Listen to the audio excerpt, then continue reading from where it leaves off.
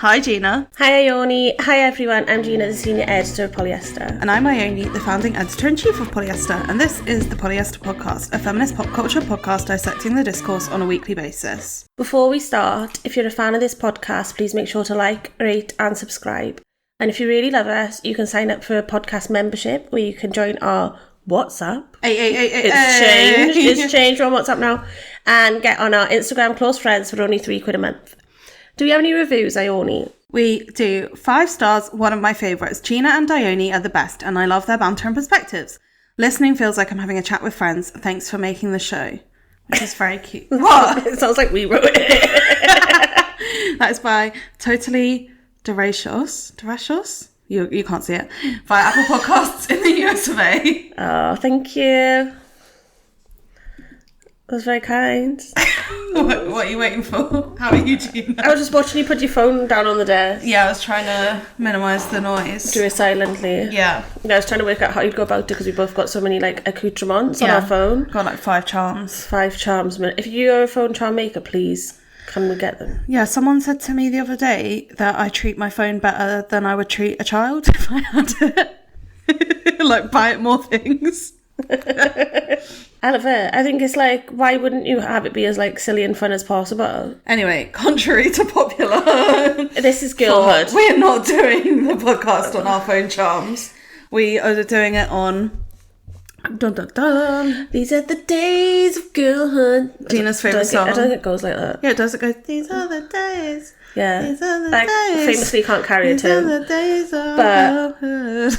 In my head, whenever I sing a song, I sing it to that tune. Perfect. No matter what, yeah. Well, what do you mean to that tune? I'll go da-da-da-da. Oh, but that is the actual song. These are the days. These are the and days. It's Monday can't get out of bed. Tuesday, Wednesday, no, I'm not being funny. It's grown on me. Gina loves this song. Okay, so do you want to explain who wrote the song and why we're talking about it? So we are talking about it. Dylan Mulvaney wrote and released this song called Days of Girlhood, which is a riff on the TikTok series she's been doing for 2 years. It was the 2-year anniversary, which is called Days of Girlhood, the series as well. So she documents her transition basically on TikTok daily. Yeah, she's day 101 of Girlhood.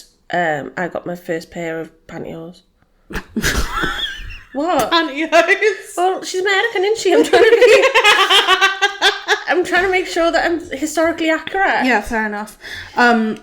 And so then she deleted. No, quite the opposite. So she uploaded this song. It has these lyrics. Wait, I'll read some of the lyrics.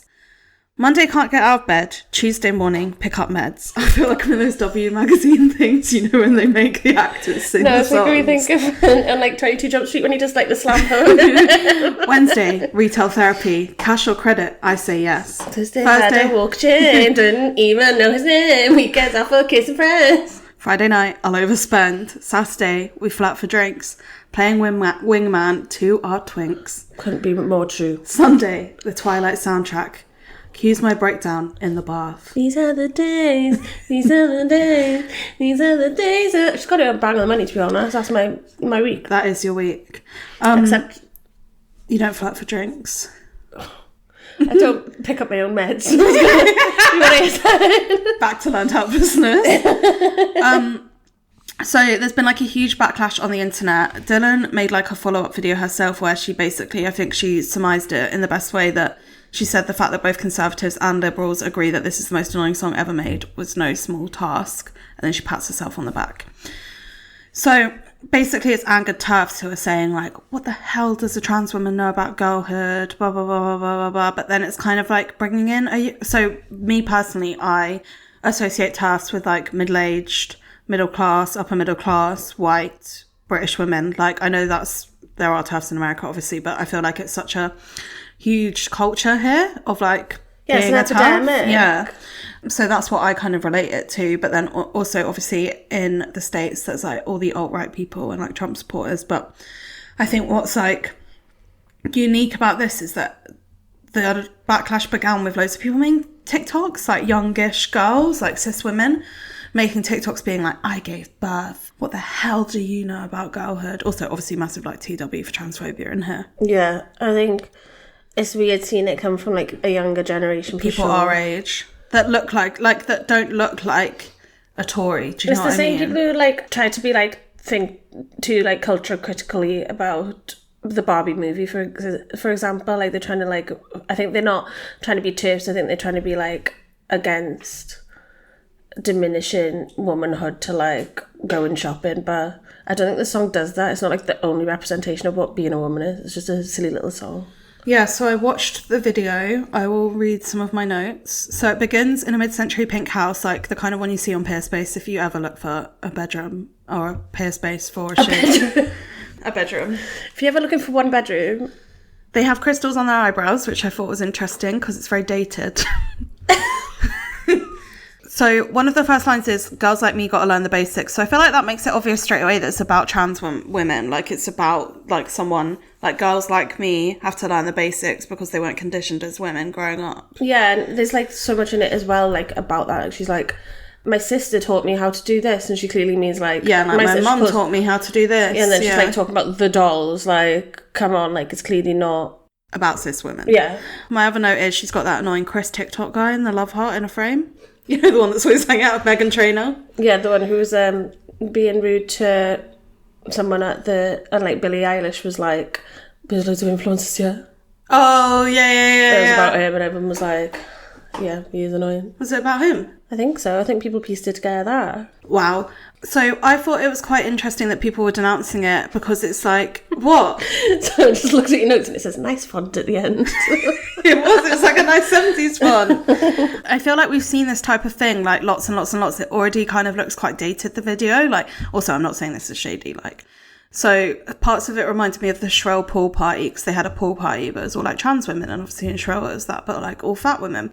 Meets like the aesthetic of the Trixie Motel, but then like mostly it reminded me of like, you know, those Pretty Little Thing and Misguided adverts that used to be on in the ad break of Love Island, and it's like girls trip, like we're flying them out to America. Yeah. And it looks really cheap now, like it doesn't look like je ne sais quoi. Yeah, so I feel like it's just so like millennial coded as well, but she is a millennial, I think. No, she was born, okay, so let's rewind. I will tell you a bit about Dylan Mulvaney. So Dylan Mulvaney, this is from Wikipedia, was born December 29th, Capricorn, 1996, which makes her what? That's like the cusp, I think. I think she's 2 years younger than us, 28. She basically probably has seemed like she's appeared out of nowhere for a lot of people because she kind of did. So she started making these daily TikTok blogs, and that's how she got famous, like from the pandemic. She's kind of like a pandemic TikTok celebrity, but really quickly gained traction and followers. She was invited to the White House to meet with US President Joe Biden about transgender rights. You might also know her from the Bud Light controversy, which she actually references in the video, where it's like, there's this bit where she like shoots down loads of pink cans with a water gun. And I think that's meant to be a reference to when Kid Rock did that with Bud Light to like... Wait, Kid Rock did that with Bud Light? Because she was on it. Who's Kid Rock?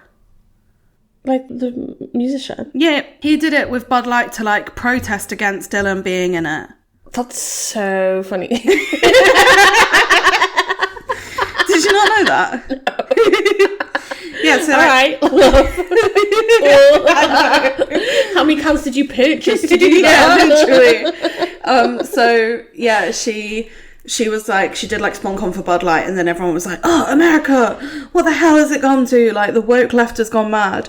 And before this, she was actually a musical theatre kid, which I feel like pieces together a lot of the pieces of the situation. So she was in Book of Mormon, she was in like loads of other ones, like, I can't remember the other ones, but she was in them. There's a lyric in it as well that she's like, you can hold our beer. Yeah, and then that's when it happens, when she shoots down the cans. But so basically, she's always been like quite a contentious figure because she has been so public. With her transition in particular, I feel like she's just basically like alt-right bait, like people hate her. And I think the first like sentiment I want to express here is that it's very brave to like keep doing stuff when like so many people hate you. Like, I know brave is like an annoying word, but like she's got guts to continuously put herself in the public eye, even though people consistently are fucking horrible to her. Yeah, like, is it worth any amount of money to just be, like, fully hate crimed online? Probably you'd feel so unsafe going down the street. Oh, 100%. And even, like, I feel like she gets hate from both sides because people find her annoying on the left and, like, people don't like her on the right because of her, who she is. But then people on the left are like, oh my God, she's so annoying. Do you remember when she did a red carpet and then she went up to Laverne Cox and did like a little TikTok with her and everyone was like, that is the most annoying woman I've ever seen in my life. Yeah, because Laverne's like, keep some stuff for yourself. Like, you don't need to put everything online, which I think is solid advice, to be honest. Yeah. But yeah, she had this like whole journey online, stayed online, and then she's just like kind of universally like just disliked, which is just really upsetting. Like, yeah, it's really sad. But obviously she's not. Like, she's got so many thousands and millions of followers. Like, she's obviously gets the likes. She obviously gets good feedback, but like the vitriol just seems like almost like the same level. Like, more, it's nationwide news in America. Like, that she was like the face for this beer commercial, which is absolutely like obscene. It reminds me of that thing that we said last week, I think it was, when we were talking about the People's Princess and the Wonka experience and like making people into content that we can then consume. Like, I feel like she's acutely aware of it and like does it on purpose in a way, but like that doesn't make it okay, like how much people demean her, if you know what I mean, or like treat her as like something that can just be like spewed hate at in the direction of, like, she's basically like totemic of why people don't like trans people. She's like the example, which is shit. On both sides as well, because people on the left will be like, oh, she's so annoying, she's not like the kind of trans person I am, or the kind of trans people we know, or like how we want to be represented in like the mainstream. And that's just like a ridiculous sentiment at all, I think. Like, if they're not doing anything like outwardly, like say that about Caitlyn Jenner, like 100% I agree. Fucking hell. Just because like this. And I think she had beef with Caitlyn Jenner. Like, Caitlyn Jenner misgendered her or something. And it's like, Jesus Christ. Like, yeah, she all she's doing is being like, to use an old term, chuggy. All she's doing TBT. All she's doing is being chuggy, and people are like, that's not what my experience is of being a woman, so it's wrong. But also, she's quite earnest. You wouldn't say that they wouldn't say have level that at a cis woman, at least not in the same way, I don't know. So this leads me on. This is very interesting. So she did like a video addressing the backlash basically on TikTok, which was her like I was about to say 221, but obviously not. It's like 800th day of girlhood or whatever. Right? 730. How many days are in a year? 365.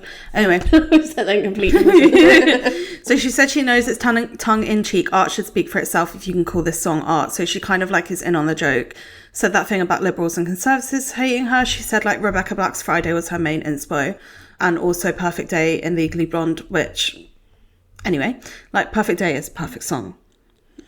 It does follow the formula though. Yeah, them it does. Two songs, like, she's not wrong for like her saying those were her reference points makes sense. Yeah, but I feel like because of the Rebecca Black thing, it's implying that she knows it was going to be like a bit. Made me really sad. Oh, why? Because she's like, oh, I thought I was going to do well. Oh yeah, I know. It just made me really upset. Because I was like, she deserves to do well. She said she's not trying to have a music career. It's just a fun project to try and reclaim the early days of her Girlhood project, as she feels like so much of it has been hijacked by trolls and conservatives. She says that she knows womanhood/girlhood can't be chalked up to these things. The lyrics are done on purpose, but we should still be allowed to enjoy these things. She didn't want to write about her pain or her trauma, which is also totally fair. Also, I feel like so many people on the left who would be in the like trans joy camp, or like we shouldn't always have to wheel out our trauma to, you know, be considered valid, are also going to be rude about this video. Yeah. Anyway. It's just an easy target, isn't it? Like, everyone's just projecting all this shit, and no one really, like, what has she actually done? She's just made, like, a music video where she's dancing by a pool. Literally. So she also said if a cis pop star came out of this song, it wouldn't have had such a backlash. They'd just say it was a bad song. She says her work toes the line of humour and joy, and also satire and comedy, and that society is trying to figure out how trans people should present, or what they should speak about. And why does it make us so uncomfortable when trans people are doing things that every other cis person is doing, which is like a very good point. Yeah, I think for her saying the satire, like, connected loads of dots to me, because I was like, there's no way she's this famous and doesn't know what she's doing. 100%. And also she like directly compared it to the Lizzo song at the beginning of Barbie, which you love. Yeah, I do love. When I wake up. Not Lizzo though. Bad no, Lizzo. No, Bye, no, sorry, no, Lizzo. sorry, Lizzo.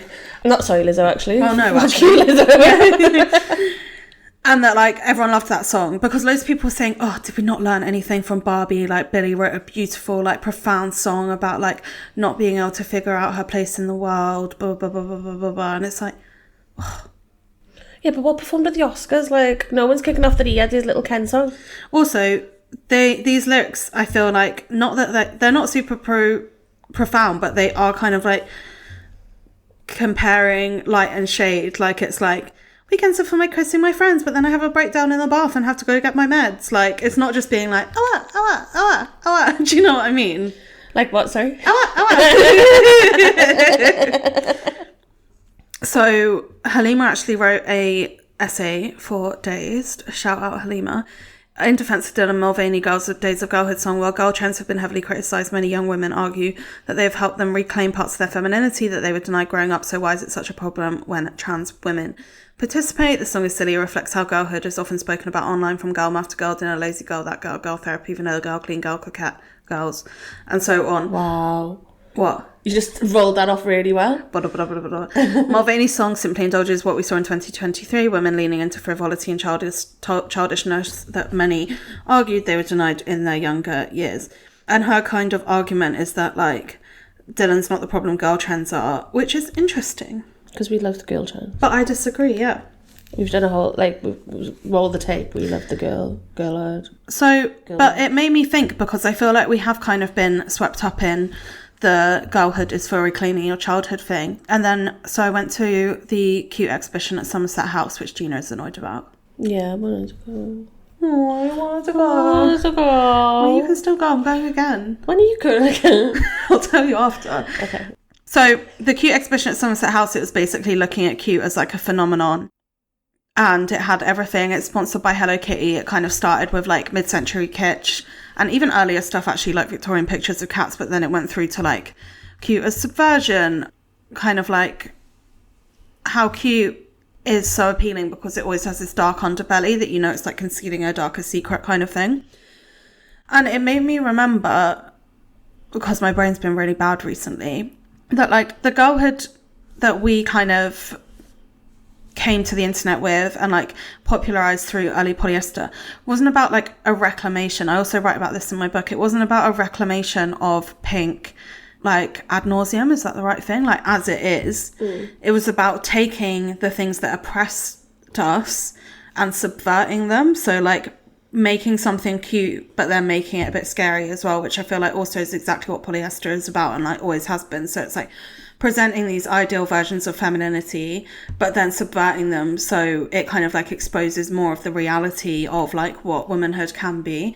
And I feel like why 2014 female gay, well not female gays so much, but like all the stuff on Tumblr and like certain artists like Lawrence Philomene, like Petra, like Maisie, the reason why their work resonated so much is because it was gross as well, and like it was exposing a farce in girlhood, in womanhood. It was exposing it for the farce it was. It wasn't just like going, oh, we're reclaiming it because we think it's cute and we should have been allowed it, and we weren't because we were made to feel bad about it.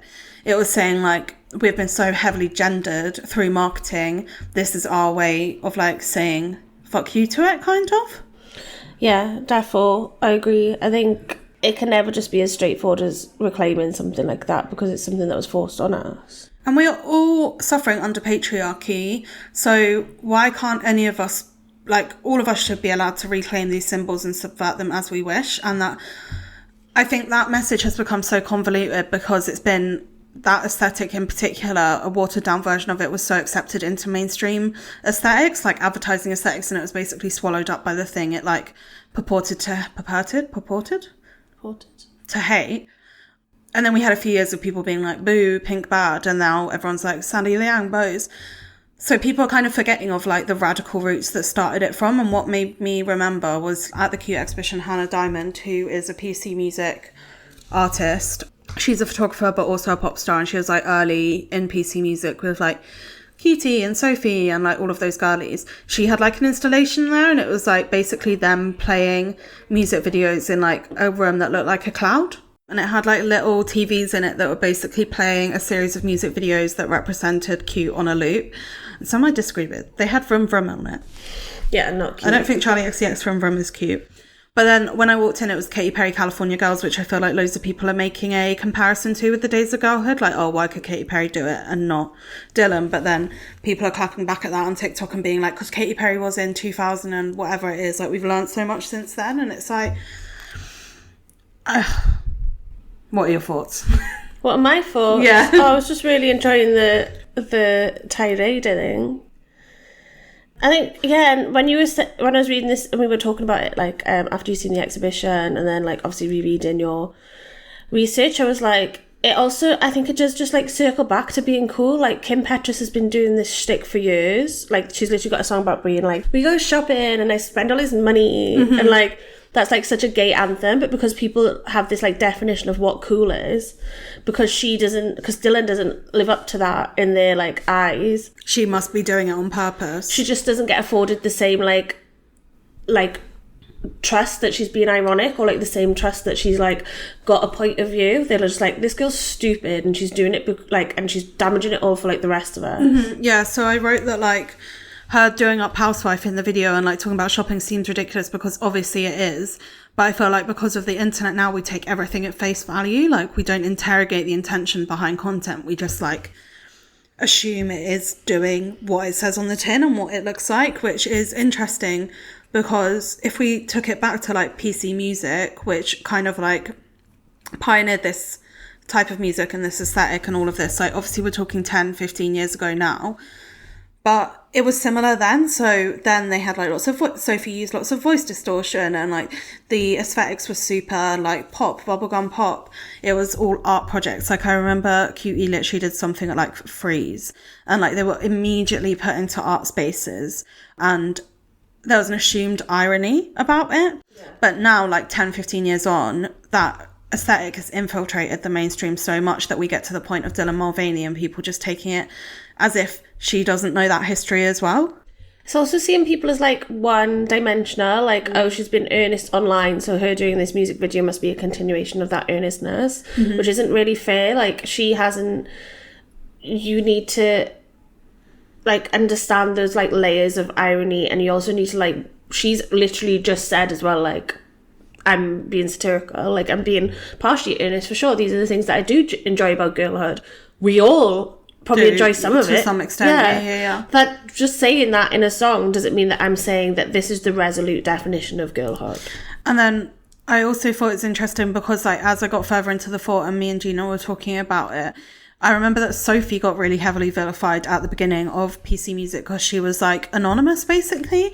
Like there was the girls that were kind of, they had the music videos and stuff which were like Hannah Diamond and QE and like Liz Y2K, and then Sophie was, no one had seen her because she hadn't come out of trans yet, and there was this big Fader article basically saying exactly the same thing, like exactly the same critique of Dylan as we have now, that like PC music was making a joke of womanhood, was like almost like belittling womanhood to make funny music that people think is ironic, which is insane to see like now the legacy that Sophie has obviously, and like rest in peace Sophie, and is like literally like a pioneer in that her music can be traced in influence from everywhere, from like Madonna and Britney to Dylan Mulvaney. Like it just shows how wrong that was. But it's so weird that like still we've kind of like made no progress in this way. Like we still look at like a trans person and immediately are suspicious of them. Yeah, and it gets to the point where these like leftist these leftist storylines are the same as the TERF one. It's being like, you're not telling me like what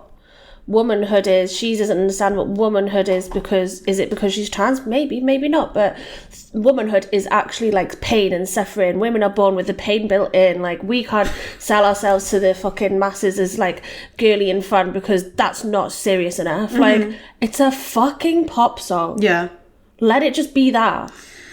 And then I thought it was really interesting as well how PC music, like the whole thing about it was playing with the pop star as a product versus an artist. So like I feel like that's how they got so much intellectual like rigor early on, was by being like, oh, QT isn't Hayden. Is that her name? Yeah. QT isn't Hayden. She's like this machine-made pop girl, which everyone was like, wow, it's so clever. We're like talking about consumerism versus art versus music, like all of this stuff. And I'm not saying it's not. But then Dylan basically had the same sentiment when she said that music, is this even art? But the difference is now we assume and know even individuals to be a product. Like there's no distinction between product and person anymore. Everyone is consumable. Everyone is a product in the eye of like your followers. There's also like this delineation, like everyone, I feel like people don't let art breathe anymore. Like it has to have like one meaning, and that meaning has to be so explicitly clear. Like things aren't open to interpretation. It's like you said, like music videos, songs, Like even Poor like TikTok Things, like when we videos, spoke poor about things, it. films, and then that like relates to art, and it's kind of like bled into like what can be defined art. Like she's saying like this isn't art, it's a music video. But that is also still art. Like, why can't that be art in itself? Do you know what I mean? 100%. 100%. Yeah, I think it's very like reflective of the like sorry state of affairs that we're in. There's so many like strict lines in between like what things are and aren't anymore. Yeah. And like that, it's like fun to see, like especially a trans woman play with that. So like what we should be celebrating that. And also like even if you stripped it of all the like intellectual like thought we've just like put into it and like comparisons to PC music and stuff, it's like it's not let people enjoy things, but it's like people aren't always going to make things that you enjoy, even if they like align with your politics and your worldview. So just fucking let them do it. Like I feel like before, I don't know, it's quite similar to like a Gen X mindset of like fuck the man, like everything should be like anti-establishment, everything should be this, everything should be that. So it's quite similar to that. But I feel like in the past, because everything wasn't fed to us through like one singular algorithm, there was more room to just ignore the things you don't like. Yeah, definitely. Or like you instead of having like an algorithm curate your online spaces for you, you'd curate your own online space. Yeah, like to within an inch of its life. Exactly. So like, I don't know. Go You on. know what I mean? Yeah, it's like we're told what to consume. We can't naturally consume things like through our own kind of like curiosity anymore. Like there are talking points that we all see and we all know on the internet. It's like the Twitter main character thing. And it's like that, just the scroll feed as well. Like it takes you away from like clicking through onto someone's blog and then clicking through into someone else's blog and you're down the fucking rabbit hole. I can't remember that like the last time I clicked on someone's TikTok actual profile. I tried to do it on Reels and I was like, it's the way that like my brain's been programmed now. It's like I just don't find it interesting to consume that much short form content from one person. Not you in your Reels journey. In my Reels. It has helped though. Like I literally spend maybe like with what though? 10 minutes a day on Reels, but I used to spend like hours and hours on TikTok. Yeah. But I've literally not filled the time with anything, so Yeah, what do you do? the experiment has failed. What do you do? I just tweet more. I don't like that for you. Yeah, I'm kind of like in a nether zone with my book, so. That's an announcement if ever I've heard one. But yeah, I feel like also this video, Days of Girlhood, just kind of really signals the end days of the like PC music, of the hyperpop aesthetic. It really shows that we're kind of all clamoring for something new as well, which is interesting. Yeah, I think we're all desperate. But like, why does... She shouldn't be at this end of the like the short end of the stick on it. Why does she have to be the... Does anyone expect her? If I hear Dylan Mulvaney's making a music video, making a song, this is exactly what I would expect. It's literally that. Like, I'm not going to be like, oh, she's going to Change be the new world. Ethel Cain. Do you know what I mean? I agree. And that's a really good point. Like, we have so many incredible trans musicians as well. And, like, Dylan's not even saying she wants to be one. Like, she just wants to live her life. So instead of, like, directing all of this hatred at one girl that tried to make a pop song, did we not learn anything from Rebecca Black? Also, if I was that famous and someone was like, do you want to make a really silly pop song where we'll spend $1 million on the, like... This is literally what J-Lo did. And no one's giving J-Lo shit. Like, everyone's like, oh, well, they are. They are, but, like, not in the same way. Do you know what I mean? Like, they're like, oh, she's silly. I think it does come down to, like, coolness is lauded, and if you're not cool, then you're critiqued more. I mean, J-Lo's definitely not cool. She was, though. She's got, like, the back catalogue, I suppose.